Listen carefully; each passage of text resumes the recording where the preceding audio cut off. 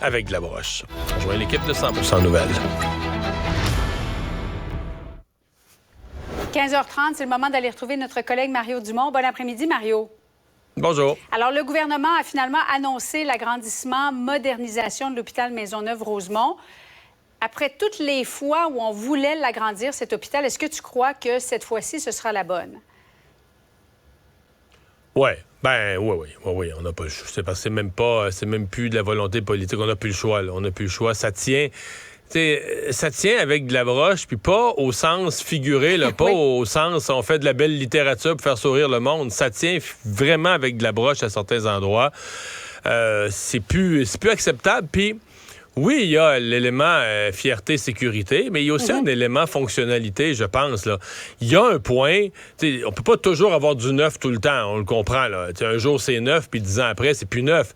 Mais il y a un point où la désuétude des équipements devient source de perte de temps, de mauvaise organisation, à l'urgence ou ailleurs. C'est plus difficile de s'organiser. On perd plus de temps quand on fait des déplacements inutiles.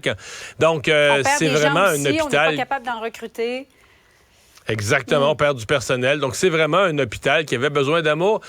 Et je sais que quand je parle comme ça, des fois, j'ai l'impression de parler comme si j'étais dans les années 50 ou les années 60 ou l'avant-révolution tranquille. C'est l'Est de Montréal, puis l'Ouest de Montréal, puis...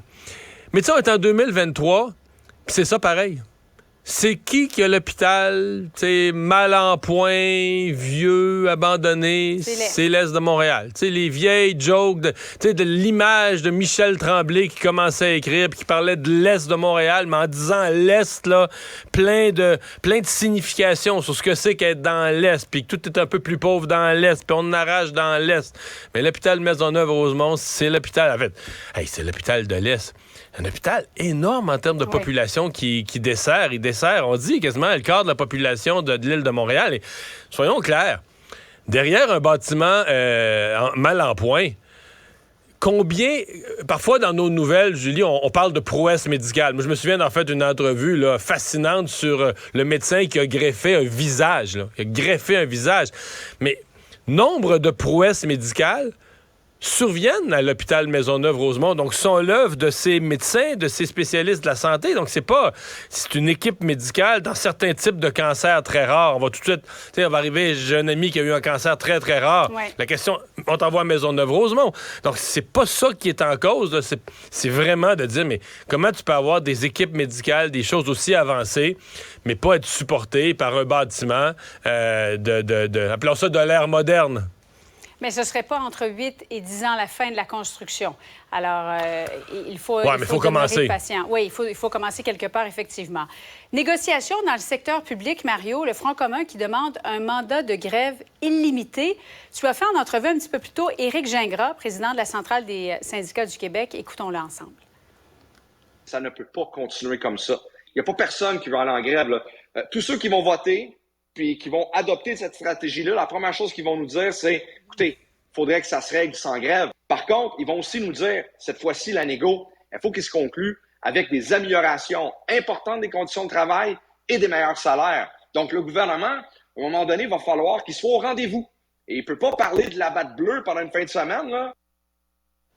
Mario, on parle de 420 000 membres. Évidemment, il y a le jeu de la négociation. On veut aller chercher un mandat clair, grève générale illimitée.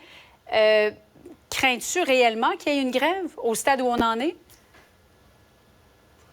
Moi, je le dis depuis longtemps là, qu'on est à risque de grève comme jamais. Est-ce qu'on va tomber dans une grève générale illimitée longue?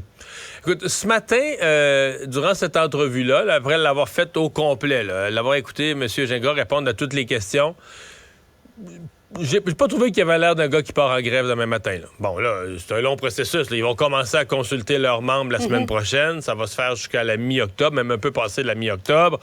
Qu'est-ce que leurs membres vont dire? Samedi le 23 septembre. Oui, une manifestation majeure. Là, ils disent une grosse manifestation samedi dans presque 2 semaines. Donc, on va voir. Puis, on va voir aussi comment le gouvernement va aborder ça. Mais tu sais, c'est quelque chose. On n'a pas d'expérience récente là, de grève générale illimitée d'un front commun du secteur public. Quand tu dis, là, évidemment, dans le secteur de la santé, puis il y a des services essentiels, mais grève générale illimitée, ça veut dire on ferme les écoles. C'est gros, là. on ferme les écoles, les bureaux du gouvernement de toutes sortes.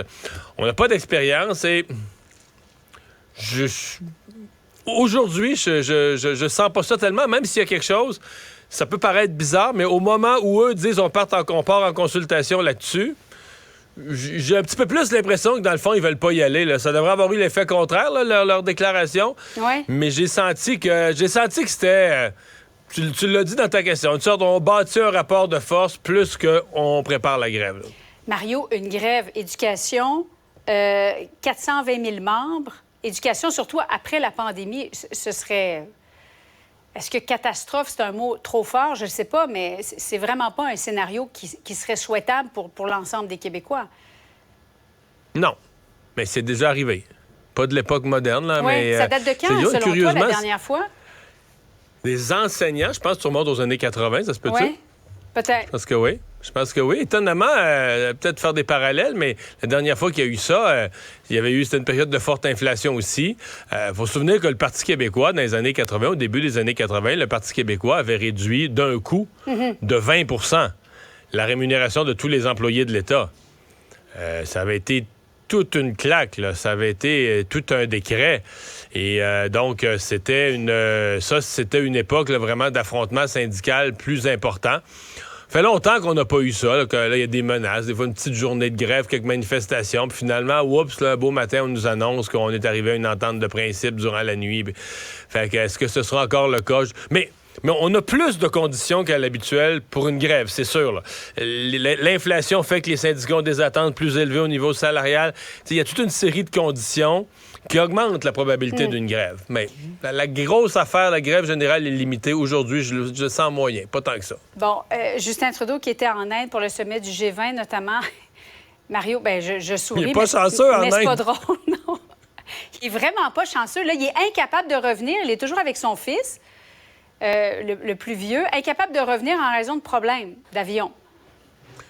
Ouais, je sais pas ce qu'il y a en Inde. Là. La dernière fois, c'était écoute, le voyage en Inde, là, souvenons-nous que ça y avait fait vraiment du dommage. Là, oui. ces costumes traditionnels qu'il avait traînés dans ses bagages.